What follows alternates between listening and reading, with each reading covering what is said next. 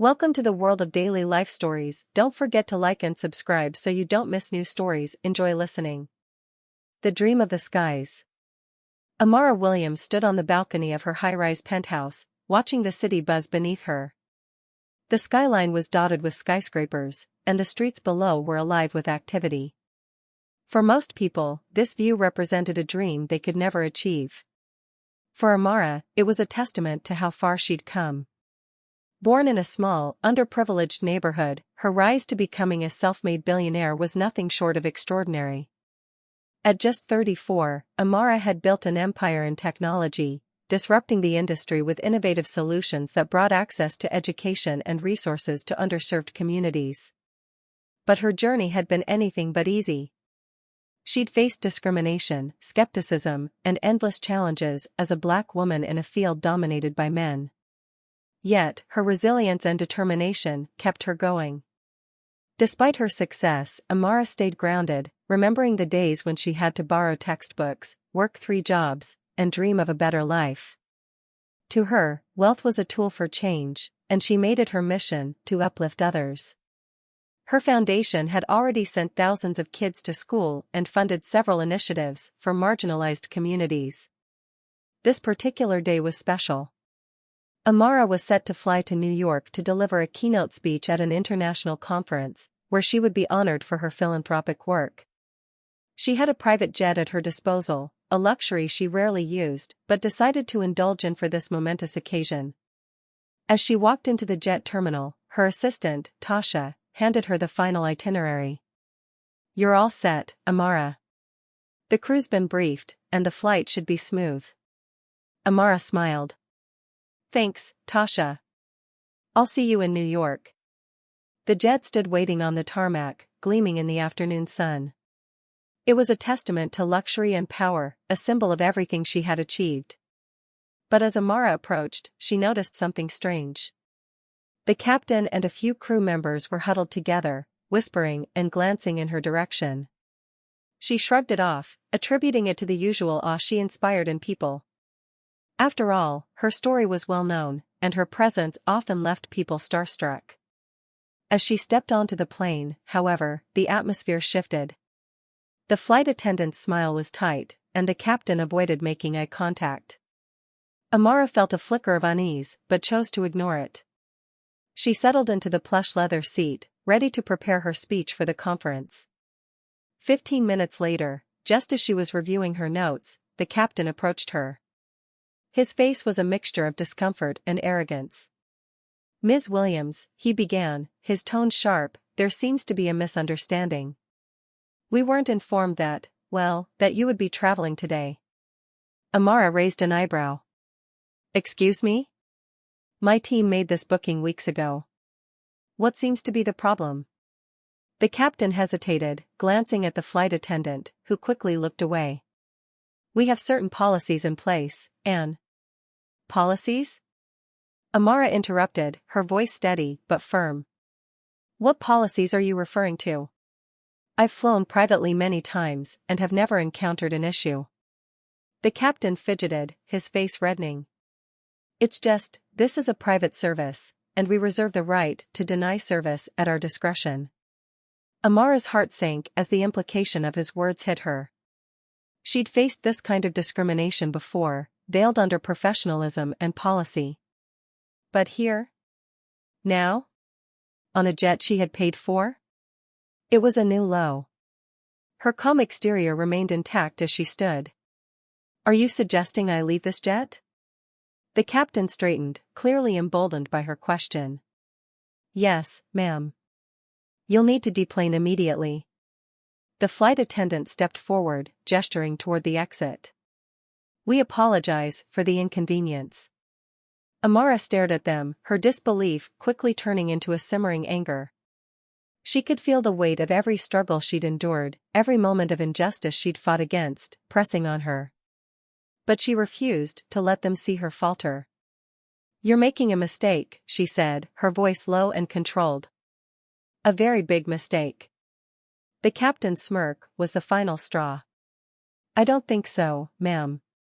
Please, step off the plane." Amara took a deep breath, grabbed her belongings, and walked off the jet. But as she stepped onto the tarmac, she turned back to look at the crew. They were laughing now, clearly pleased with themselves. Little did they know, they had just ignited a storm they couldn't possibly contain. Amara stood on the tarmac, her back straight and her head held high, even as the weight of the moment threatened to press her into the ground. The laughter of the crew echoed faintly behind her, but she refused to give them the satisfaction of seeing her affected. She had been here before, not on a tarmac, not in front of a jet, but in moments of blatant disrespect and prejudice that were dressed up as policy and professionalism. She inhaled deeply, steadying herself. This wasn't just about her anymore, it was about something much bigger. She pulled out her phone and dialed her assistant, Tasha. When Tasha picked up, her voice was instantly filled with concern. "Amara? Is everything okay?" Amara's voice was calm, but her words were sharp. "We've got a situation, Tasha. The crew of this jet just kicked me off. I need you to contact legal, PR, and every senior executive associated with this service immediately. I want all the details of our agreement pulled up within the next 10 minutes. And while you're at it, get me the direct line to the CEO of this charter company." Tasha didn't miss a beat. "Understood. I'm on it. Are you still at the terminal?" "I am, but I won't be for long," Amara replied. "Keep me updated." She ended the call and stood there for a moment, letting the heat of the sun settle on her shoulders. Her heart was racing, but she knew she couldn't act out of emotion. This wasn't just about demanding her rightful place on the jet, this was about ensuring no one else would ever have to endure what she just did. Amara wasn't just a billionaire. She was a symbol of possibility, resilience, and power. And today, she would wield that power. She turned and walked back toward the terminal building, her heels clicking sharply against the tarmac. Every step felt purposeful, deliberate. By the time she entered the private lounge, she could already see people glancing her way. Some were merely curious, but others looked as though they recognized her. Amara didn't care. She walked over to the front desk, where a young woman was seated, typing away on a computer.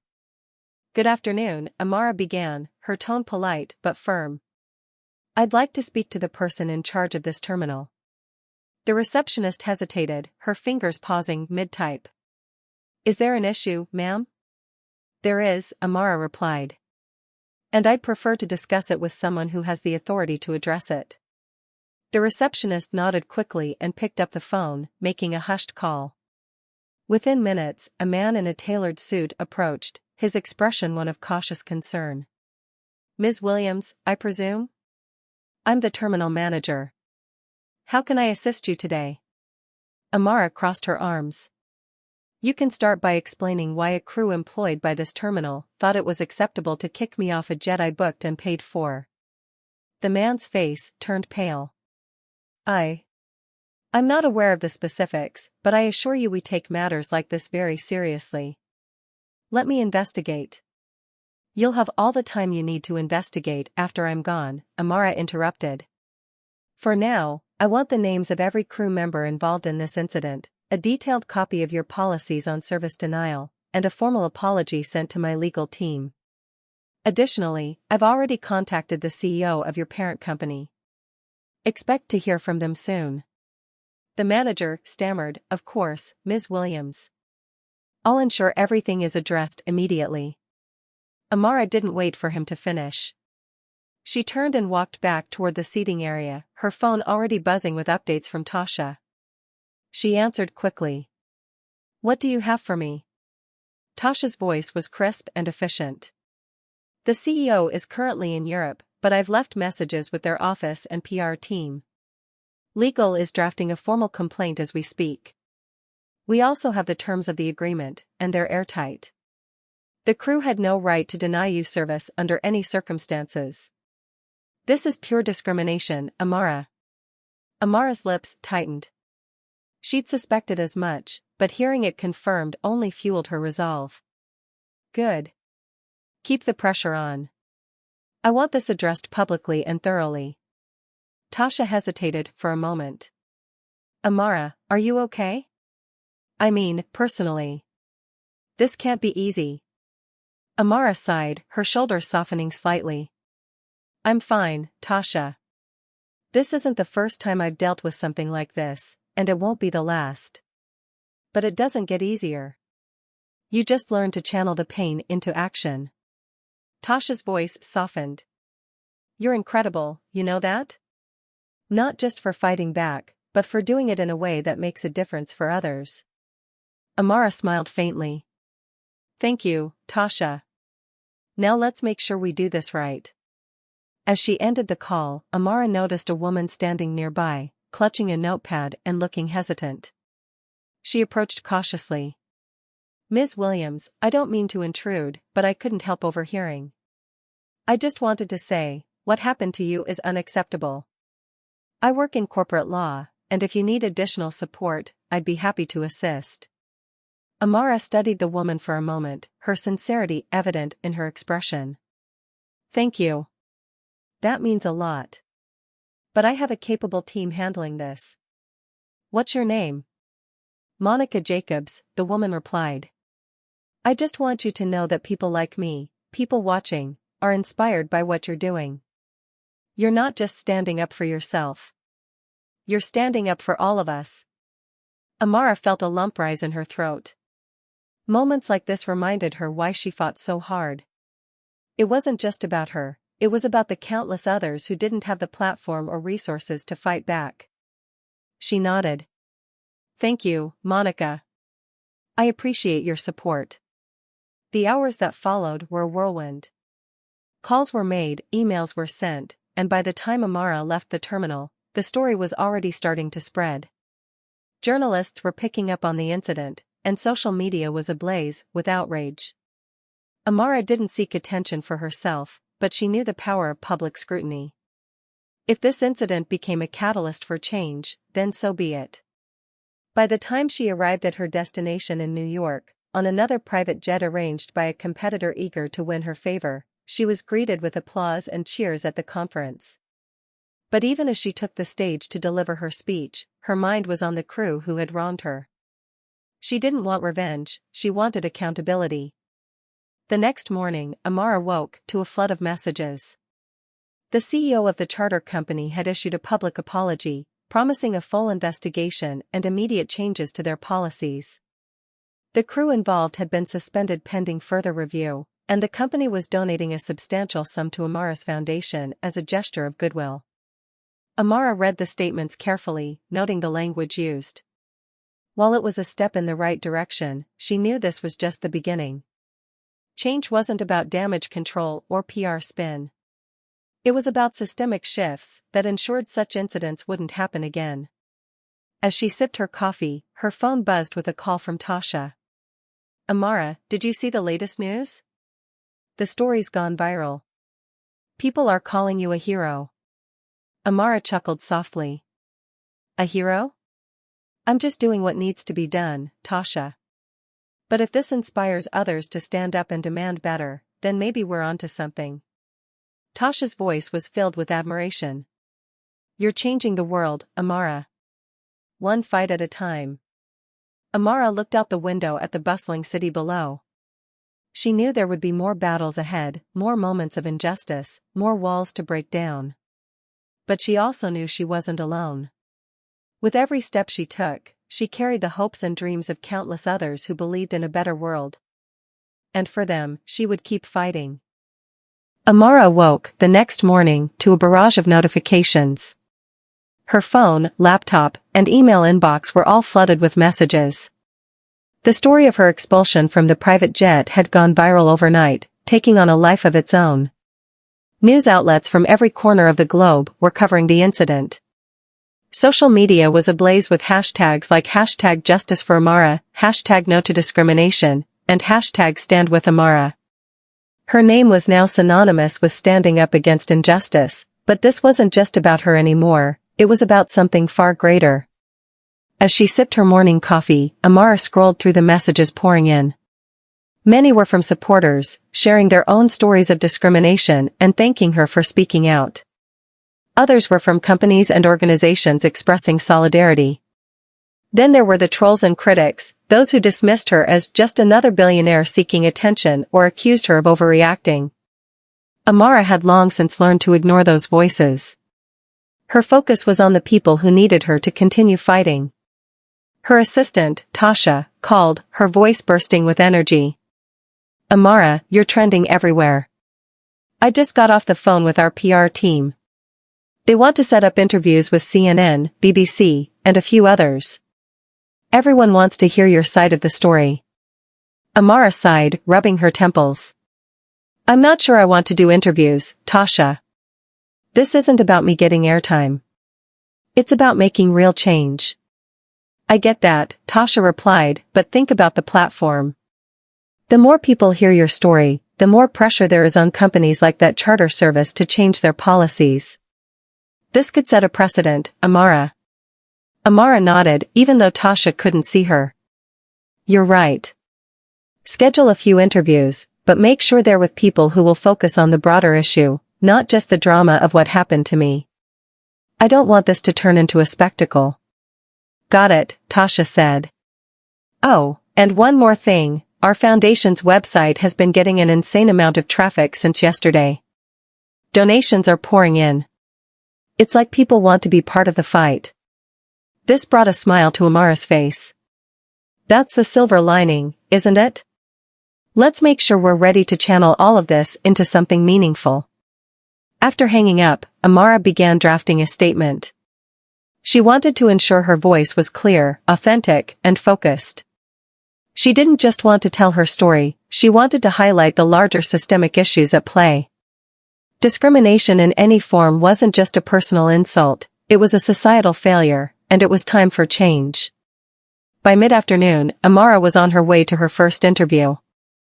The car ride was quiet, giving her time to reflect. She thought about her journey, about the little girl who had once dreamed of escaping poverty, who had fought tooth and nail for every ounce of success, who had never let the odds define her. That girl would have been proud of the woman she'd become. But she would also have demanded that this woman use her power to make a difference. The studio was buzzing with activity when she arrived. Producers and assistants rushed around, preparing for the live broadcast. Amara was ushered into a makeup chair, where a stylist worked quickly to touch up her appearance. She stared at her reflection in the mirror, reminding herself to stay composed. This wasn't about ego. This was about purpose. When she finally sat across from the interviewer, the cameras began rolling, and the lights bore down on her. The host, a seasoned journalist with a reputation for incisive questions, began the conversation. "Ms. Williams, thank you for joining us today. Your story has captured the attention of millions. Can you walk us through what happened that day on the jet?" Amara recounted the incident calmly, focusing on the facts. She described the humiliation of being asked to leave, the thinly veiled excuses, and the moment she realized this wasn't just about her. "I've faced discrimination before," she said, "but it never gets easier. And I realized that if this could happen to me, someone with resources, influence, and visibility, then it's happening to countless others who don't have the means to fight back." The interviewer nodded. "You've said this incident isn't just about you.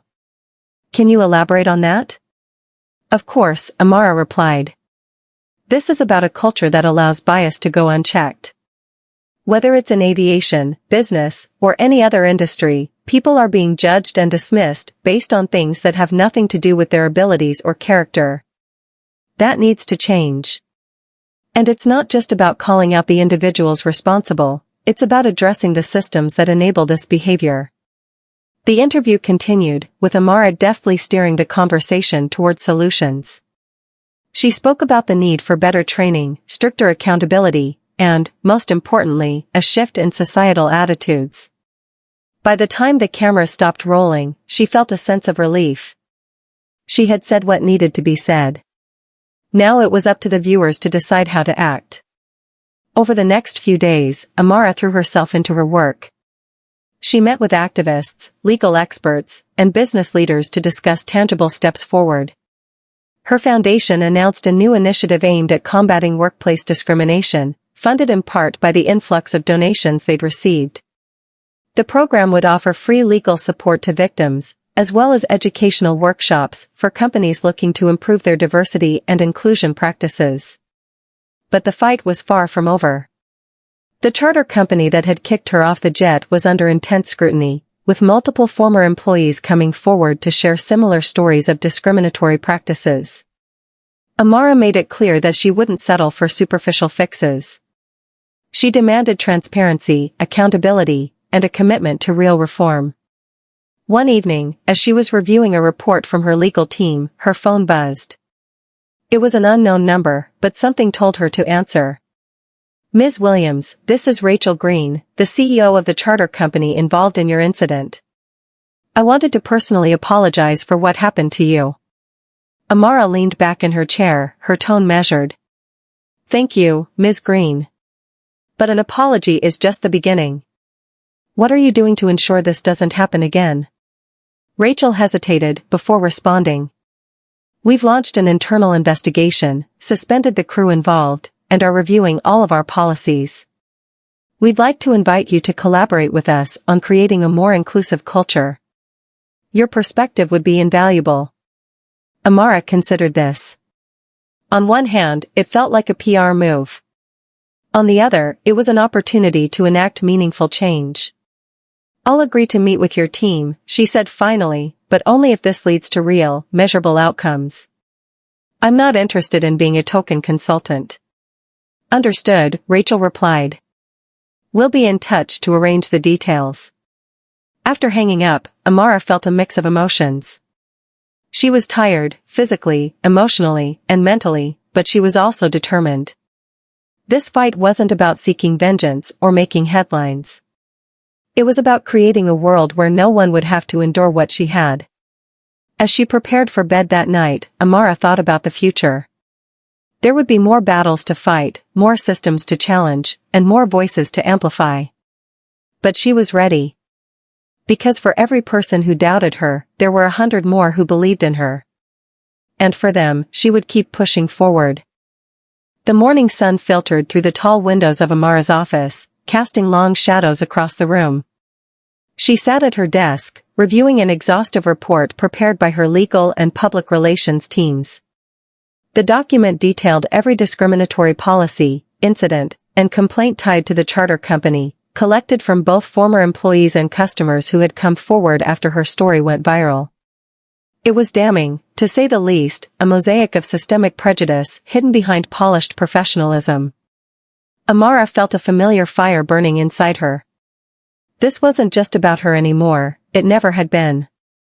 She thought about the single mother who worked tirelessly to make ends meet only to be overlooked for promotions because of her skin color.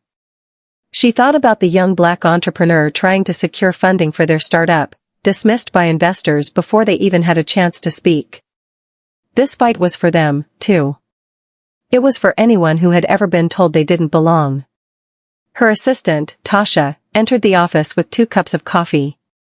She placed one in front of Amara and sat down across from her, an excited but cautious energy in her demeanor. "You're not going to believe this," Tasha began. "We've had 3 major airlines and 2 private aviation companies reach out to partner with the foundation. They want to be part of the initiative we're launching. It's like the whole industry is trying to get ahead of this." Amara raised an eyebrow. "And do you think it's genuine, or are they just trying to avoid a PR nightmare?" Tasha shrugged. "Probably a mix of both. But does it matter? If we can push them to make real changes, their motives don't concern me as much." Amara nodded thoughtfully. "True. But we need to vet every single one of them. I don't want performative gestures. If they're going to work with us, they need to commit to long-term, measurable change. No half measures." Tasha smiled. "Already on it. I've set up preliminary meetings with their teams next week. We'll see who's serious and who's just putting on a show." Amara leaned back in her chair, taking a sip of her coffee. The warmth grounded her, giving her a moment of calm before the storm. She knew the meetings wouldn't be easy. These companies had built their empires on systems that excluded people like her, and undoing that would take more than a few conversations. It would take pressure, accountability, and relentless advocacy. Later that day, Amara headed to a conference room in the city, where she was scheduled to meet with Rachel Green, the CEO of the charter company that had wronged her. Rachel had requested the meeting after their phone call, insisting on a face-to-face discussion. Amara had agreed, but only on the condition that her legal and PR representatives would be present. She didn't trust Rachel's motives, but she saw an opportunity to push for concrete action. The conference room was sleek and modern, with floor-to-ceiling windows that offered a stunning view of the city skyline. Rachel was already there when Amara arrived, accompanied by 2 members of her executive team. They stood as Amara entered, their smiles polite but cautious. Amara's team followed closely behind her, their presence a silent reminder that this wasn't just a casual conversation. "Ms. Williams, thank you for taking the time to meet with us," Rachel began, extending her hand. Amara shook it briefly, her expression neutral.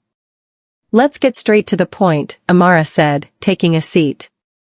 "You've requested this meeting to discuss how your company plans to address the systemic issues that allowed what happened to me to occur. I'm here to listen, but I'm also here to hold you accountable.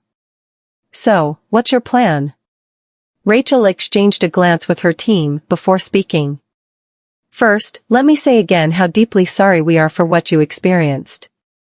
It was unacceptable, and it never should have happened. Since the incident, we've launched an internal review of all our policies and practices. We've also hired a third-party firm to conduct diversity and inclusion training for all of our staff, from top management to entry-level employees." Amara listened carefully, her face unreadable. "That's a start," she said after a moment. "But training alone isn't enough. What are you doing to ensure accountability? What happens when someone violates your policies? And how are you addressing the culture that allowed this behavior to go unchecked in the first place?" Rachel hesitated, clearly caught off guard by the directness of the question. "We're still in the process of developing a comprehensive plan," she admitted. "That's why we wanted to involve you. Your perspective is invaluable, and we'd like to collaborate with your foundation to create a framework that ensures these issues are addressed at every level of our organization." Amara leaned forward, her eyes locking onto Rachel's. "If you're serious about this, then you'll need to commit to more than just words. I want to see a detailed action plan with timelines, milestones, and metrics for success. And I want regular updates on your progress.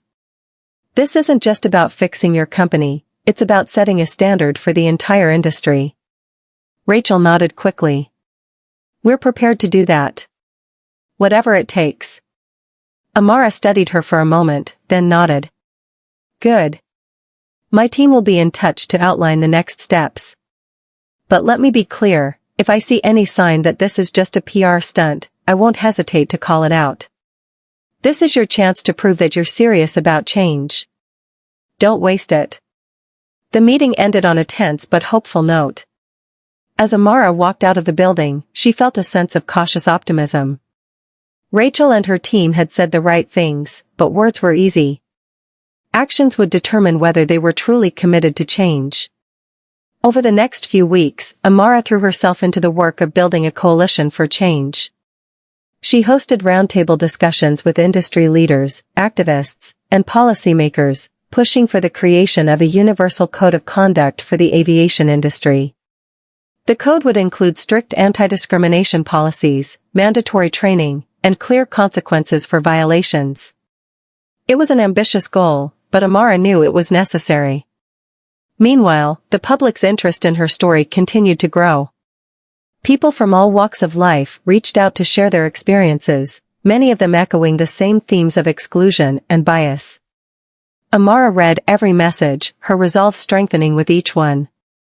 This wasn't just her fight anymore, it was a movement. One evening, as she sat in her office reviewing the latest draft of the Code of Conduct, Tasha entered with a look of excitement. "You're going to want to see this," she said, handing Amara a tablet. The screen displayed a news article about a major airline that had just announced a partnership with Amara's foundation. The airline had committed to adopting the Universal Code of Conduct and funding scholarships for aspiring pilots from underrepresented backgrounds. It was a significant win, and it set a precedent for other companies to follow. Amara felt a surge of pride.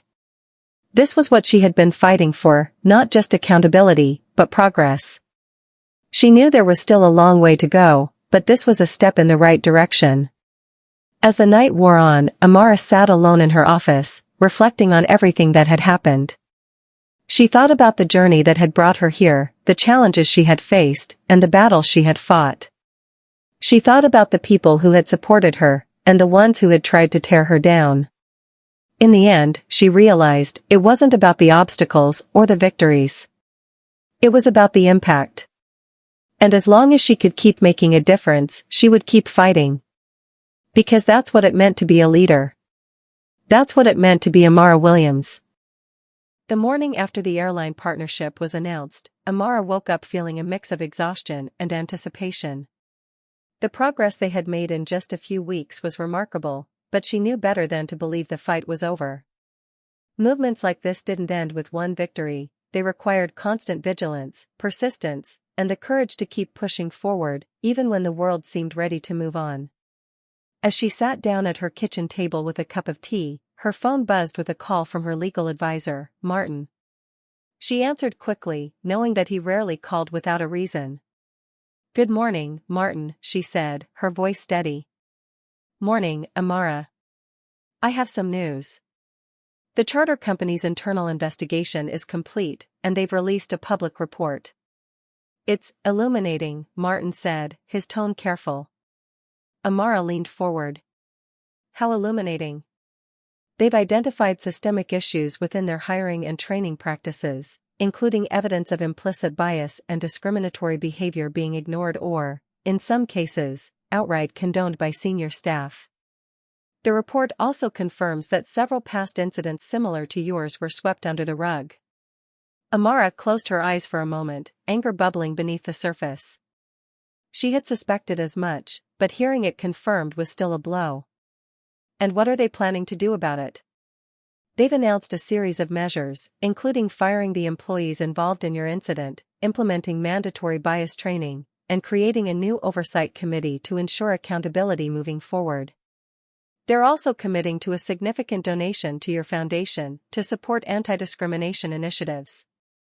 Amara exhaled slowly, processing the information. It's a step in the right direction, but it's not enough. Systemic change requires more than firing a few people and writing a check. We need to make sure this isn't just damage control. "I agree," Martin said. "That's why I suggest we take this opportunity to set a broader precedent. If they're willing to collaborate with us, we can push for industry-wide reforms. This could be the start of something much bigger." Amara nodded, her resolve solidifying. "Let's make it happen. Schedule a meeting with their leadership team, and bring in our policy experts. We're not just fixing their mess, we're using this as a catalyst for real change."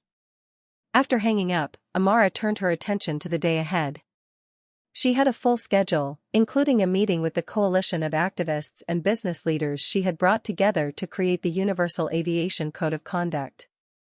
The coalition had grown rapidly, with more companies, nonprofits, and government agencies joining every day. What had started as a personal fight for justice had become a global movement, and Amara was at its center. The meeting took place in a sleek conference room at one of the coalition's partner organizations. As Amara entered, the room buzzed with energy. Representatives from airlines, advocacy groups, and government agencies were seated around the large table, their expressions a mix of determination and curiosity. Amara took her place at the head of the table, her presence commanding attention. "Thank you all for being here," she began. "This isn't just about fixing what's broken. It's about building something better, something that ensures fairness, equality, and respect for everyone, no matter who they are or where they come from." The discussion that followed was intense and productive. They debated the specifics of the code, from mandatory reporting mechanisms to penalties for violations. Amara pushed for the highest standards, refusing to settle for half measures. By the end of the meeting, they had a near-final draft of the code and a plan to present it to the aviation industry at an upcoming global summit. As the meeting wrapped up, one of the attendees, a young woman from an advocacy group, approached Amara. "Ms. Williams, I just wanted to say thank you. What you're doing, it's inspiring. I've been working in this field for years, and it's not often we see someone with your platform use it so effectively." Amara smiled, her exhaustion momentarily forgotten. "Thank you. But this isn't just my fight, it's all of ours. And together, I think we can make a real difference." The days leading up to the summit were a whirlwind of activity. Amara and her team worked tirelessly to refine the code, rally support, and prepare for the presentation. The summit would be attended by leaders from every major airline, charter company, and aviation regulatory body in the world. It was a once-in-a-lifetime opportunity to create lasting change, and Amara was determined to make the most of it.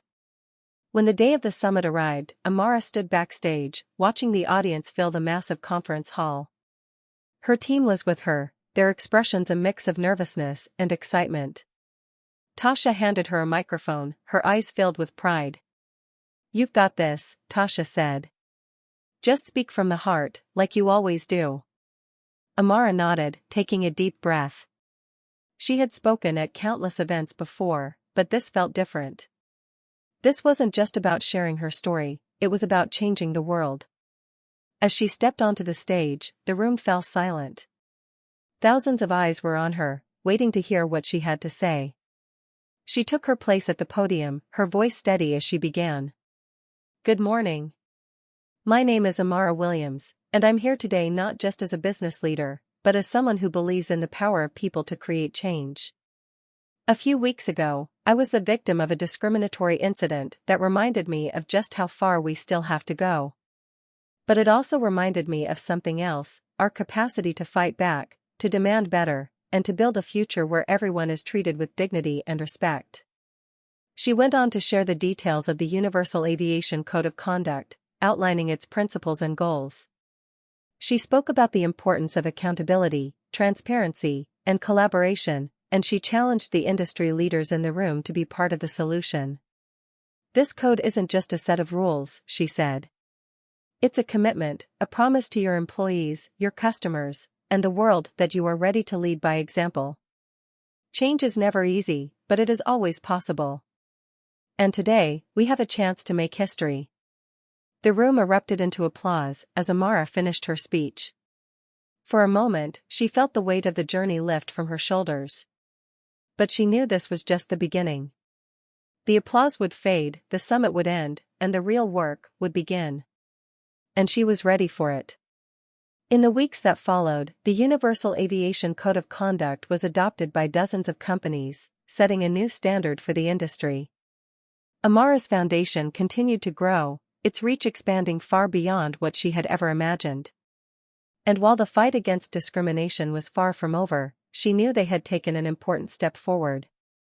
As she sat in her office one evening, reviewing the latest updates from her team, she thought about the little girl she had once been, the girl with big dreams and an even bigger determination to make them a reality.